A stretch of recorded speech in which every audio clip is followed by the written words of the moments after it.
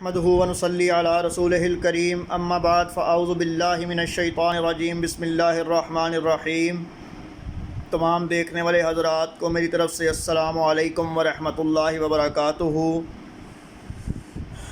حضرت عبداللہ بن زبیر رضی اللہ تعالی عنہ فرماتے ہیں کہ رسول اللہ صلی اللہ علیہ وآلہ وسلم نے فرمایا، نماز کو اس وقت تک نہ چھوڑو کہ جب تک تمہیں ہوا خارج ہونے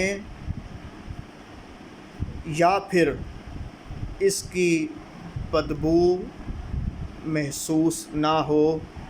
جب تک یعنی کہ تشریح کی طرف چلتے ہیں، یہ دو چیزیں، ہوا کا اخراج، کہ اگر آپ کو یقین ہو گیا کہ ہوا خارج ہو گئی ہے تو آپ نماز کو چھوڑیں، اور یا پھر اگر آپ کو ہوا خارج ہونے کی بدبو آ گئی ہے تو آپ نماز کو چھوڑ دیں۔ یعنی چھوڑنے کا مطلب یہ نہیں کہ چھوڑ دی تو پڑھنی نہیں ہے، چھوڑنے کا مطلب ہے کہ وہ وضو ٹوٹ گیا، آپ دوبارہ وضو کر کے نماز ادا کریں۔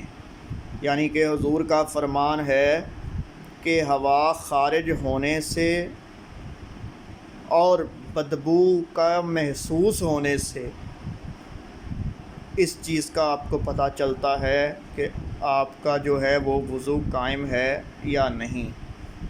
اگر آپ نماز پڑھتے ہیں، آپ کو ہوا کا اخراج نہیں ہوتا تو آپ کا وضو قائم ہے، اور اگر آپ کو یہ لگتا ہے کہ ہوا خارج ہو گئی، ایک آپ کے ذہن میں شک آ گیا اور پتہ نہیں ہے کہ خارج ہوئی ہے یا نہیں ہوئی، تو اگر آپ کو اس کی بدبو آئی ہے تو آپ کا وضو ٹوٹا ہے۔ اگر آپ کو اس کی بدبو نہیں آئی اور آپ کو محض ایک شک ہے کہ یار پتہ نہیں ہوا خارج ہو گئی ہے، پر اگر آپ کو اس کی بدبو نہیں آئی تو آپ کا وضو نہیں ٹوٹا۔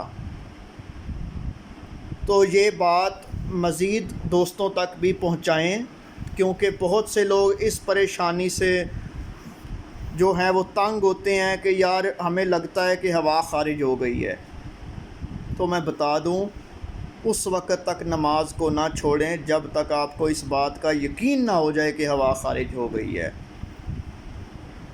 البتہ حسب معمول میں یہی کہوں گا، دعا فرمائیں، اللہ تعالی مجھے حق بیان کرنے، آپ کو سننے اور عمل کرنے کی توفیق عطا فرمائے۔